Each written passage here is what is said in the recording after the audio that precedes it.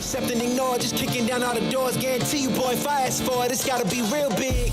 I gotta make it just for my kids and for their kids, just kids. That's wealth, years and years. Promise my brother soon as he out and finish this bid, we finna do it bigger than anybody ever did. The odds is real big, jobs that's real big. Satan trying a little, my God is real big. Stayed up on the grind on the cards is real big. I gotta do it big, the only way that I can live.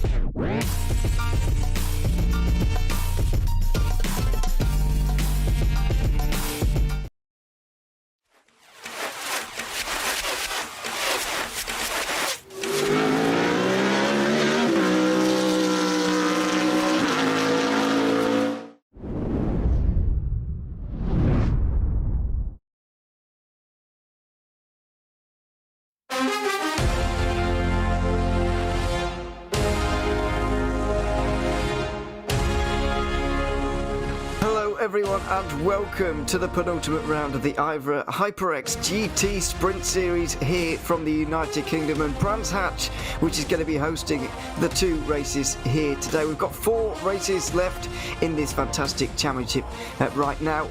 As I said, 2 of them are going to happen here in the United Kingdom, and we're going to be heading over to Canada, to Montreal for the final 2 races in 2 weeks' time as well. We still have a fantastic 17 teams in contention for the championship as well, with these 2 rounds to go, so the excitement is certainly building towards the end of this one. My name's Ewan O'Leary. I'll be alongside Nolan Ripple with Ryan Bauer behind the cameras here this afternoon. Welcome along to everybody who's watching on here at home tonight. We hope you enjoy the show as we're cutting down to the end of the fall season here in 2021, and when we return in the new year, you'll be seeing a whole new batch of races as well, which we're looking forward to bringing you here on RaceBot TV. Welcome along though, Nolan, to Brands Hatch. It's a fantastic circuit in my opinion, wonderfully British circuit, classic one, and I hope we're going to enjoy the racing here today once again, and at Belle Isle 2 weeks ago as well. It's a very stark contrast, these 2 circuits. Belle Isle was very, very tight and technical. This one a bit more open, well, not more open, but certainly more flowing. It certainly is. It's a lot more of a flowing circuit. It's a circuit that has a lot more history behind it as well. So no doubt Brands Hatch should provide us with an absolutely thrilling show here today, especially if the race at Detroit Belle Isle is anything to go by. You've had so many movers and shakers throughout all of the Detroit races, and of course most notable is the first Porsche 1-2 that was had over in race number 1 a few weeks ago. Obviously that was the first and only victory so far that Porsche have been able to claim so far in the HyperX GT Sprint Series for this fall season, so they're looking to see maybe if we could get another Porsche up there on pole. But with the likes of the Audis and the BMWs being a lot more suited for this track, Brands Hatch, it might be a hard task to accomplish. First things first though, let's have a look at the pro standings for this HyperX GT Sprint Series here, and it's Maniti Racing who are still on top of the standings after their double victory at the Hungaroring. They've been right up there, but their lead has been slashed to 37 points ahead of 5-Star Motorsport. Team RSO are also there. RSO by G Performance scored the most points at Belle Isle out of any team, so they've moved up to 4th ahead of Team RSO by 5-Star, who didn't have the best of days, only scoring 73 points and falling back just a little bit to 112 points behind. But considering there's 400 still on the line, it's absolutely fine. Pretty much everybody on your screen right now is still in contention for this championship if they had a good final couple of rounds. This is the real interesting point, Nolan. Pro-Am standings, Project Dynamic, their lead has been severely slashed after the Belle Isle rounds. and they had an absolutely devastating day over at Detroit Belle Isle. They finished 4th place in the Pro-Am standings in race number 1. Race 2 was even worse, finishing down in 5th place. So compared to the 200 points they came out with in the first 3 rounds, they came out with only 73 points to their name, and that has slashed more than half of their points away, right? We went from having over a 150 point gap all the way down to just 68 points, with the drivers that, of course, they were primarily battling with, the Mag Performance Junior team, scoring 190 for the weekend. Yeah, fantastic day for them. And we move to the AM standings as well. Westwood Racing, Esports and World of Sim Racing are having a fantastic battle this season. Just 37 points separates the two of them heading into the final 4 races as well. So it's all up for grabs there. With still a good 5 or 6 cars in contention for that championship as well. We've only got 5 minutes remaining, actually a bit less than that, in Q1 right now. Don't forget, we've already got 5 teams who are qualified for the second part of qualifying already in this one, because the top 5 teams in practice all qualify themselves straight away, and then the top 10 from Q1 get themselves through into Q2 as well, to make us 15 for the final 15 minutes. We've got about 1 minute and a half to go here, not long, and all the main players seem to be up there for the moment, and a couple of Pro-Am cars, even an AM car in the form of Westwood Racing Esports, have managed to get themselves into the top 10 for now.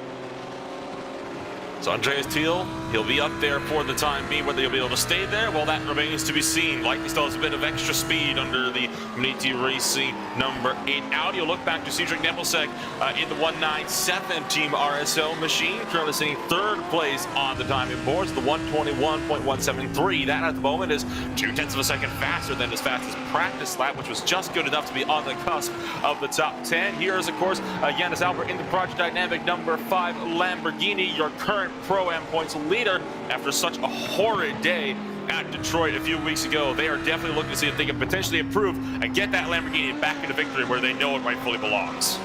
Yeah, absolutely, and this is the championship leader in the AM category. Westwood Racing Esports and Benjamin Opakowski is doing a very good job at the moment to get himself into the top 10, and World of Sim Racing not making it for the moment. That's going to put a real load of cars between the two teams, and that will be very useful, of course. Here is the 151, the AM car, just ahead of V-Racers as well in the 17, who are looking to get inside the top 10. But looking at the way this car is pushing right now, or not pushing, as I should say here, Nolan, it looks like Westwood Racing Esports getting themselves into 6th place now are going to get a real advantage on the start of this first race.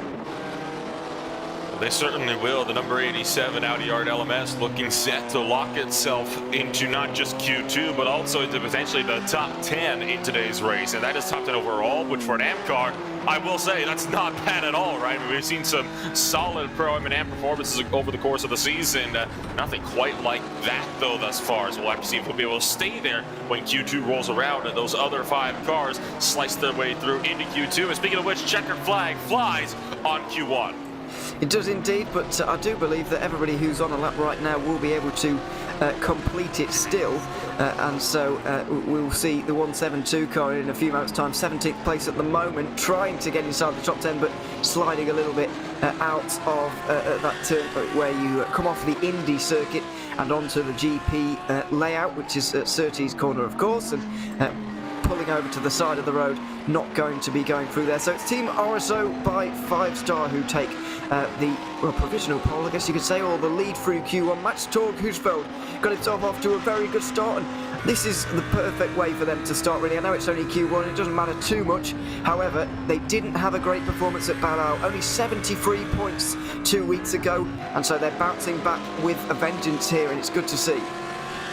And you see the Munich Racing out just up the road, and of course Munich Racing on a flying lap at the moment for Andrea Chieza, but they are not going to be able to utilize that lap. They were about 30 feet shy of the line when the checkered flag flew. As such, they're not going to be allowed to complete that flying lap, which is a big shame. Andrea Chieza was en route to potentially break into the 120 range.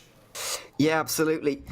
So there's the end of Q1. Just a word of warning, when we get to 15 minutes on that timer on the left-hand side, the guys will be able to leave the pit lane once again to be able to kind of go for this. 15 teams and 15 minutes for you to get up the order and try and get that pole position, of course. A little bit more housekeeping to get through here for the IVRA HyperX GT Sprint Series before we really get into this one kind of properly. As if we haven't already. We've got the Easter egg and of course giveaway to go through here today, and there is what you're looking out for here this week. Let's not forget, you've got to remember where the races are happening as well, all at the same time. And at the end of the season, so during the final race, a link will be posted where you can submit all of the answers for all of the Easter eggs throughout the season, all 6 of them. So you might need to go back and watch a few as well, if you like, just to kind of refresh your memory. But you can submit all of those, and then that is the Easter egg challenge. So that's what you're looking out for. A bit of a warning throughout the stream to be keeping your eyes peeled for, certainly, and also the giveaway which we have going on here this week. This is an individual thing to each race, by the way. This is not accumulated over the season. This weekend's giveaway is going to be an Alloy Elite 2 mechanical gaming keyboard, and so you can find a link in the chat. It's pinned right at the top in the chat, and I believe it might well be in the description as well, but it's definitely pinned in the chat. You can go and have a look at that and enter yourself. You don't really have to do anything other than clicking on that link and answering a few things. You can enter yourself, and you might be able to win that. So yeah, well worth having a look at that one. Don't forget as well, this IVRA GT Sprint Series is brought to you by HyperX, of course. They are the official gaming peripheral sponsor here, and do a great job as always. Make sure you go and check them out if you're looking for that kind of thing, and I'm sure somebody watching this stream certainly is. So it's well worth having a look. And they do. We thank them very much for looking and kind of sponsoring us and helping us along with the IVRA GT Sprint Series. It's been a wonderful season indeed. Just 1 minute to go until Q2 is going to begin, and we're not going to have very long to get through all of that. So Q2 is going to go past very quickly indeed. And don't forget, some of the times do carry over as well throughout this, and so if your Q1 time does stand up to the test of time, then you can go through with that on pole position if indeed that works out for you. So 15 minutes coming up, and there's going to be a lot of pressure on here because Brands Hatch is one of those circuits that's very difficult to hook up a perfect lap all in one go. So it's going to be very, very difficult for everybody, but a very entertaining challenge indeed. Looking forward to seeing how these final 15 minutes pan out. And the first car lining up at the end of pit road, ready to go for Q2, is going to be the number 68 BMW M4 GT3. The RSR by G Performance machine sits at the end of pit lane, driven by Oscar Koper. Of course, one of those drivers that was not allowed to run in Q1 due to already being locked into Q2 thanks to the practice times. Just behind him is one of those other drivers as well, vectored by RSR's 171. And they got Full Send Racing's number 96 just in behind as well, and the number 96 BMW. So you got 3 different drivers, 3 different teams, and they're all going to be looking to try to see if they can potentially lock themselves out in Q2 now. I think what is important to note here about this one, Ewan, is that the top 3 of these cars that made it through are BMWs, so we could be seeing the German manufacturer potentially having a good outing here tonight.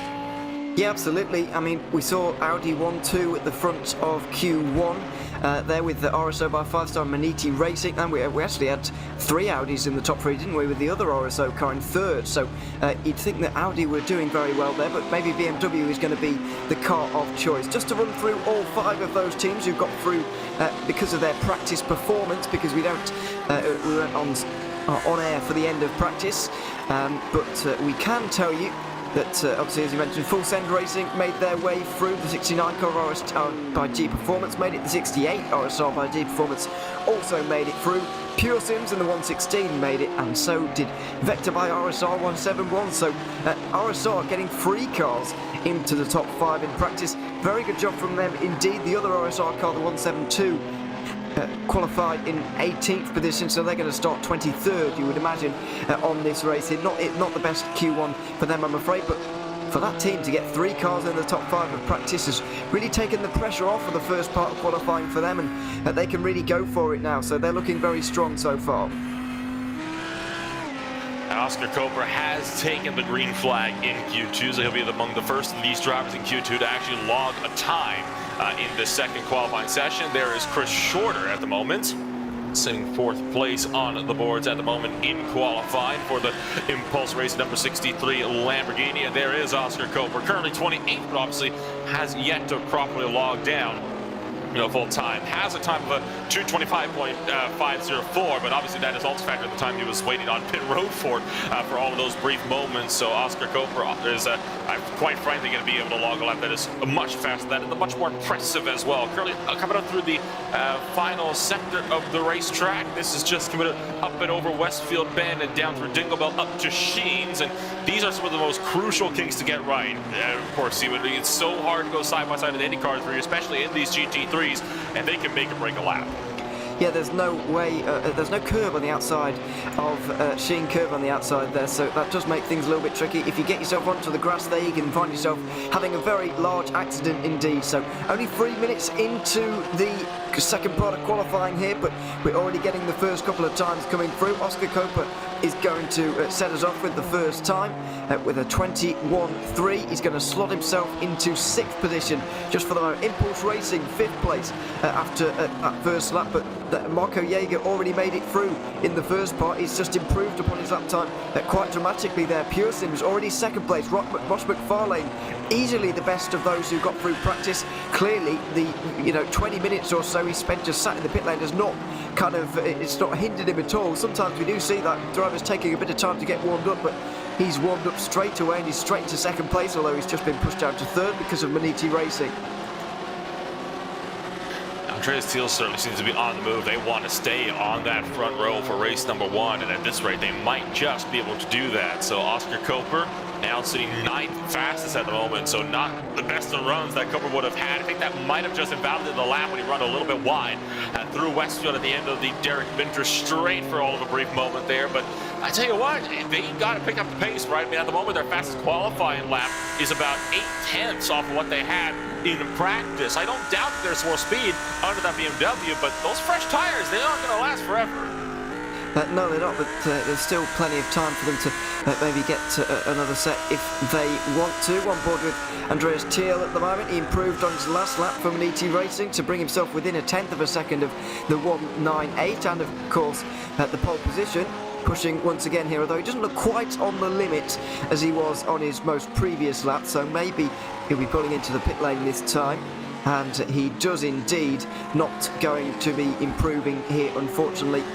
But plenty of time, as I mentioned, for him to get up the order here once again. The 68 car, 4th place for them just at the moment after improving there. The 171 getting up to 6th place as well, so a number of those guys doing very well. The AM and Pro-Am cars getting pushed down a little bit. We've got, I believe, 2 Pro-Ams and 1 AM here in the top 15, and they're going to look to do the best they possibly can at this stage.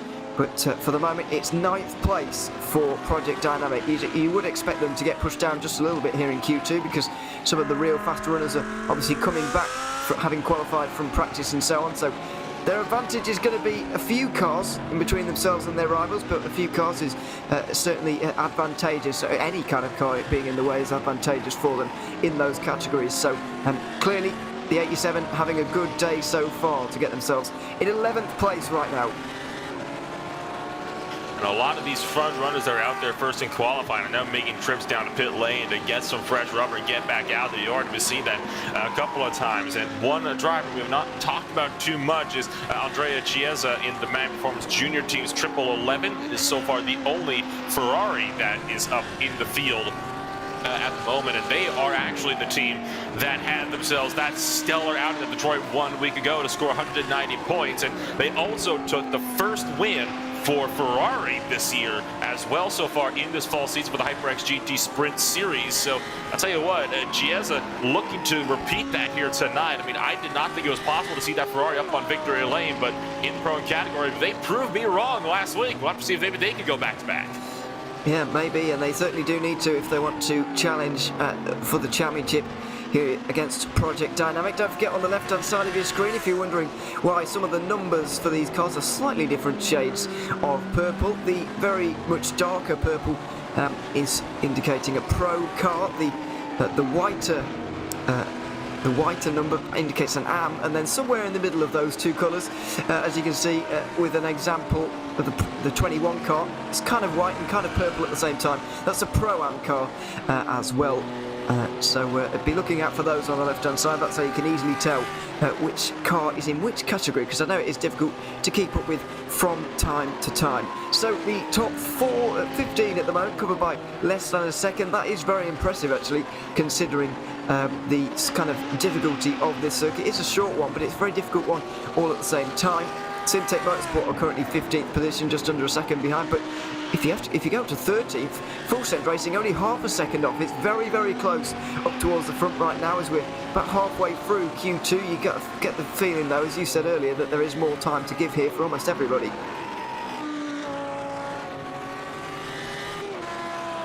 So we continue to wait for these times to tick on down. There's Benjamin Openkowski in his AM number 87 Audi R8 LMS. Kronos into 11th place, a 121.795. Not good enough. Best the 397 that he set earlier today. So Openkowski has just a little bit more work ahead of him that he's going to have to put in for the Westwood Racing Esports crew, but still P11 overall in an AM car.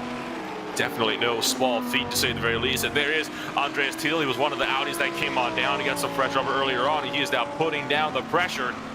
It's about 0.06 of a second separate Medici Racing from Team RSO by 5-star at the moment. And I can tell you right now that Andrea Chieza, they want to desperately go after that pole position, and they got the pace to do it.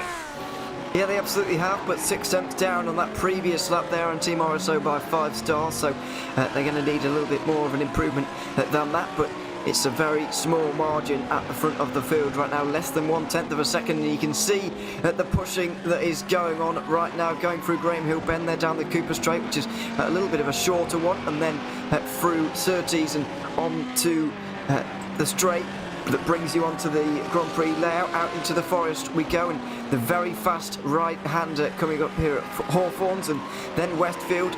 So very, very high speed indeed. Very committed, and as I mentioned a little bit earlier, no room for error around here. So little room for error, especially when you take into account really that third and final sector all the way up through turns 1 and 2, right? I mean, Paddock Hill Bend has proven before that it is by far one of the most difficult corners on the entire circuit, if not in all of British motor racing, right? And in these GT3 cars, even more so. We've seen it before, how easy it is for these back ends start to come around, especially when you're braking while turning, while going over a crest and down a hill. And we'll see Andrea Chieza switch back over to the left-hand side now, diving down the hill. You go off at this corner, you're almost guaranteed to end up into a barrier, or at the very least lose 5 spots on the opening laps. Yeah, absolutely. It's a very dangerous first corner, and we're going to be seeing a bit of that a little bit later on. Ronin Academy move up into what is 6th position with a bit of an improvement there. That's Arnu Kankselis, who's managed to do that one. Robin Haas looks like he's going fairly quickly at the moment, was briefly going purple. Oscar Coper also improving quite well all at the same time as well, but these guys are fairly early on in their laps, so it is difficult to tell whether they're just having a good first corner or whether they're actually sustained doing quite well, but we'll wait and see. Certainly a lot of teams here that can take pole position. Less than 5 minutes to go. Back to BioSR, move up into 6th position, a team having a fantastic qualifying at the moment. They certainly are, and the Vector by RSR driver is going to be looking to see if he can maybe get another time down, and he is just tucked in behind Oscar Coper at the moment for the RSR by G Performance Machine just up the road. And I tell you what, it has been a bit of a difficult run so far for the Vector by RSR machine, right? They've been consistently stuck behind the 68 car all throughout this qualifying session so far, and that can't be a good feeling, because while yes, you have to drive the roads down the straights, there's also so much dirty air that can be generated that really hampers you in a lot of the high-speed corners, and there's a great number of them over Brands Hatch as well. So no doubt for Kevin Onk, it is not an easy task trying to put that BMW a bit further up the timing order, but he's doing good work to at least keep that thing in 6th place at the moment. I did notice a little bit earlier on, these two were actually in reverse. So the 171 was actually providing the slipstream to the red car in this situation. I think it's Copeland just up in front here. And I think this is a little bit of a plan, maybe, by RSI. It looks a little bit coordinated to me, but you're right. What is the trade-off there between the slipstream and the dirty air? Well, they both pull into the pit lane now. 3.5 minutes to go. That is not long at all. It's going to be a quick turnaround, but you can guess there's going to be a big dash to the flag for everybody here with trying to improve on their times. Here's Max Husfeld, who's held his lead, held his nerve through these opening few laps, and he does just very slightly improve there. It's still a 120.8, but it's a few hundredths quicker, and so he continues to be the pole man on provisional pole. But what can the rest of them do? Munich Racing less than a tenth behind. Surely they're going to want to go one better. And one driver that won't be going better is going to be that approach dynamic for Yannis Albert. With under 3 minutes left, they've had a bit of a clout with the wall, actually, out through turn number 3, I believe that was. So the Lamborghini for the Project Dynamic crew is not going to be able to go and set down a proper time. At the moment, you'll look up to Andrea Chieza now in the Munich Racing Audi, still trying to log away a time to punch Team RSL by 5 start out of the pole position just up the road. 600ths of a second. It's a 8.52 to a 9.42 at the moment. The margins are just so fine. And you can see Munich Racing's Andrea Chieza weaving left and right across the track, trying to get heat into the tires, because this could be his final trip around. It could indeed. He's got the well, I guess he has only got the option for one more, really, hasn't he? So this is all or nothing here for the number 8 Munich Racing car. They are currently the championship leaders, let's not forget, in a battle with the number 5-star motorsport team, who I can't see on the order. Right, oh no, I can, but they're down in 24th. This is a massive opportunity for these guys. However, both RSO cars can definitely snatch this championship off of them, so everybody needs to stay very attentive here, including Mats Torgusfeld. He's got to be prepared for this to go wrong. What have you seen? Munich Racing's had a spin. They're not going to be improving in qualifying, spinning it around out of turn 3 after clipping the grass, taking too much out of the fake turf on the exit, sees them facing backwards and out of Q2. Graham Hillbend collecting the Munich Racing car there, and he's not going to be on pole position here. Andreas Thiel. Will it be Ross McFarlane? Quite possibly. We said in practice that the BMWs were looking very, very strong indeed, and so possibly they can really bring that to life now in the second part of qualifying for the start of this race. Impulse Racing and the Lamborghini move up to 7th, leaving nothing on the table there. Ross McFarlane through the final corner. Christy Shorter moves up. Husfeld is preparing himself for Pure Sims to go ahead of him, because they have by 400ths of a second. Ross McFarlane has pulled it out of the bag right at the end of qualifying, and with only 30 seconds remaining, Mats Torgusfeld has to go quicker through this final corner. We saw McFarlane through here leaving absolutely nothing up for grabs, and Husfeld can't go any quicker. He saves himself from a spin. He's still going to be on the front row, but he's not going to be taking the green flag first in a few minutes' time, because Pure Sims Esports are on the pole. Brilliant lap from Ross McFarlane right at the very end to snatch it away for BMW. What an intense end to a qualifying session. I mean, just when you thought it couldn't get any closer, McFarlane putting down the banker lap right at the buzzer. At the end of the day, you only have to have that one lap that's good, and he made it count right where it mattered. Absolutely fantastic from Ross McFarlane. Pure Sims Esports to be taking the pole position for this one. 6th place in the championship at the moment after scoring nothing at Alton Park. It's really, really starting to go right for them now as they start along Team RSO by 5-star. Hey, Munich Racing and RSO by Primus, also BMW versus Audi on the second row, as it is on the third, with Robin Haas and Kevin Oink as well in 6th position. 7th place is Christy Shorter ahead of Ronin Academy's Lamborghini in the 79, as well as Marco Jaeger in 9th.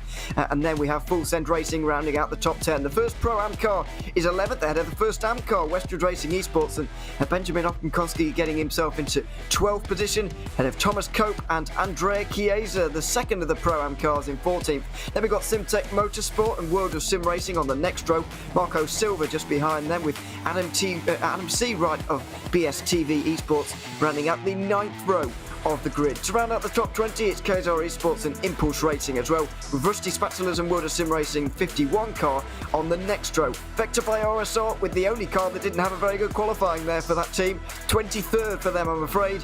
5-Star Motorsport, second place in the championship, but 24th for Maximilian Fritz. He is going to be one to watch in this race. He's going to be seething his way up the order. KZR Sim Racing are next to running out the top 25 ahead of VEC Sim Racing. Also Motorsport Group are next ahead of Olympus Esports. And RSR by G Performance in the 69 car, Jesse Jones, is going to be 29th.